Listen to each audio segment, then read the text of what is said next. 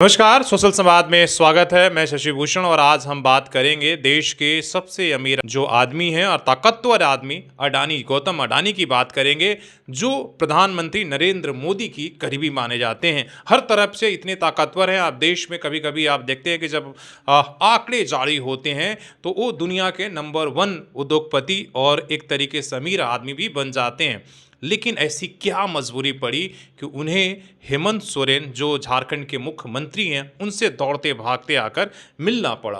तो ये पूरी कहानी आपने, हालांकि ये 24 घंटे से ज़्यादा 2 दिन से अधिक हो गया उनकी मुलाकात को लेकर, लेकिन झारखंड में हर तरफ ये चर्चा है कि आखिर अडानी जी को क्या ऐसी मुश्किल पड़ी कि जो मुख्यमंत्री हेमंत सोरेन हैं, जो हमेशा हर मंचों से जो है एक तरीके से उनके मुखाफलत करते रहे हैं और उनके खिलाफ जो है वो बोलते रहे। आखिर दोनों की बैठक क्यों हुई और ऐसे मीटिंग में 2 घंटे तक क्या बातचीत हुई, ये बहुत जानना ज़रूरी है। हालांकि जो मुख्यमंत्री के तरफ से जो सोशल मीडिया और उनके ऑफिस के तरफ से बताया गया कि देखिए 2 घंटे तक ये बैठक चली और लेकिन इस बैठक में झारखंड में निवेश को लेकर बातचीत हुई, लेकिन केवल जितना कहा जाता है उतनी इतनी सिंपल बात नहीं थी कि जो अडानी जी स्पेशल चार्टर्ड विमान से आते हैं, सीधे मुख्यमंत्री के ऑफिस आते हैं, वहाँ पर बैठक होती है और मुख्यमंत्री और उनकी पत्नी एक तरफ होती हैं, दूसरे तरफ अडानी जी और उनके करीबी तमाम लोग होते हैं।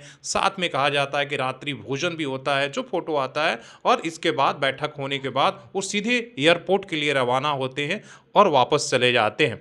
इसके कई तरह के बाद झारखंड में जो चर्चा है और सबसे ज़्यादा इस बैठक से किसी को धक्का लगा है, नुकसान पहुंचा है, वो कांग्रेस पार्टी को लेकर। आप देखे हैं कि देश भर में जब जब भी प्रधानमंत्री की बात होती है, तो इस देश को चलाने की बात होती है, तो हमेशा राहुल गांधी के निशाने पर गौतम अडानी होते हैं, अंबानी होते हैं, और वो कहते हैं कि देखिए इस देश में जो है प्रधानमंत्री अपने मित्र को हर तरह देश की तमाम संपत्तियों को सौंप रहे हैं। उनके निशाने पर हमेशा गौतम अडानी होते हैं और उसको लेकर वो पब्लिक रैलियों में एक तरह से निशाने साधते हैं। और वहीं उन्हीं की जो एक तरीके से गठबंधन के सबसे जो मजबूत साथी हैं झारखंड में, जेएमएम के नेतृत्वकर्ता हेमंत सोरेन, वो जाकर अगर कांग्रेस के बिना सहमति के जाकर मिलते हैं, उनसे आकर मुलाकात करते हैं, तो हमें लगता है कि कांग्रेस पार्टी के जो तमाम नेता हैं, वो झारखंड के हों या राष्ट्रीय स्तर पर, कहीं ना कहीं इस मामले को लेकर उनकी नाराजगी जरूर दिख रही होगी। हालांकि दूसरी बात ये कही जाती है कि अडानी जी बड़ी मजबूरी में फंस गए हैं। फंस क्यों गए हैं कि प्रदीप यादव ने जो विधानसभा के अंदर अडानी पावर प्लांट जो झारखंड में गोड्डा के अंदर हैं, हालांकि जब से स्थापित हुआ तब से जो प्रदीप यादव हैं वो लड़ाई लड़ रहे हैं इस मामले में। वो जेल के अंदर भी गए हैं और काफ़ी महीने तक विधायक रहते हुए भी वो जेल रहे हैं, रघुबर दास की जब सरकार थी।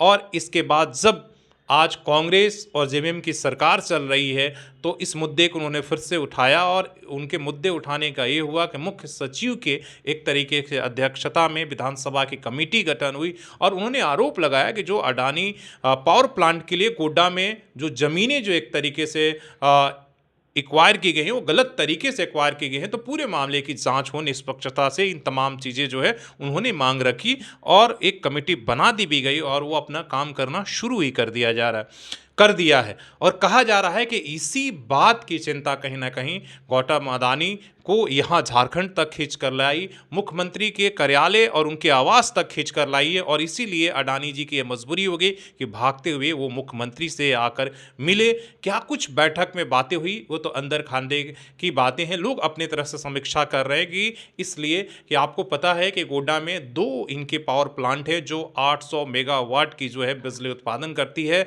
और वो सीधे बांग्लादेश के लिए सप्लाई हो रहा था। और हाँ, अब जो है वहाँ पर आप देख रहे हैं बांग्लादेश के क्या हालात है, और जो एक बाध्यता थी कि 25% जो है बिजली आपको जिस भी स्टेट में अगर आप अगर पावर प्लांट लगाएंगे वहाँ आपको देना होगा, वो भी उनके लिए जो पिछली सरकार थी, रघुबर दास की सरकार थी, उन्होंने वो बाध्यता अडानी जी के लिए ख़त्म कर दी थी कि ऐसी कोई उनकी मजबूरी नहीं है, बल्कि वो हो सकता है कि उसके बदले वो कहीं और से बिजली खरीद कर यहाँ पर दे देंगे।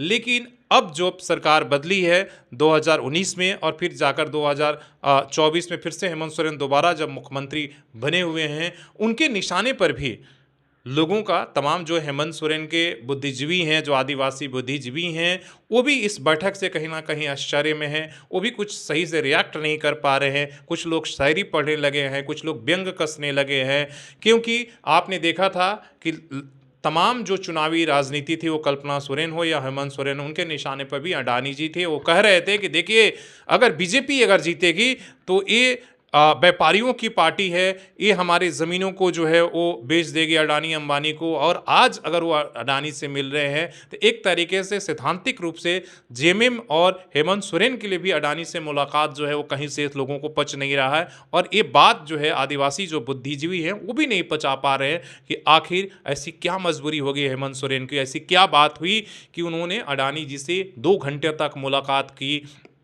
रात और रात्रि भोजन भी हुआ, और एक तरीके से उनको भी ये बात नहीं पच पा रही। तो तरह तरह से लोग अपनी व्यथा जो है व्यक्त कर रहे हैं कि कहीं क्या निवेश के नाम पर फिर से ज़मीन अधिग्रहण शुरू होगा।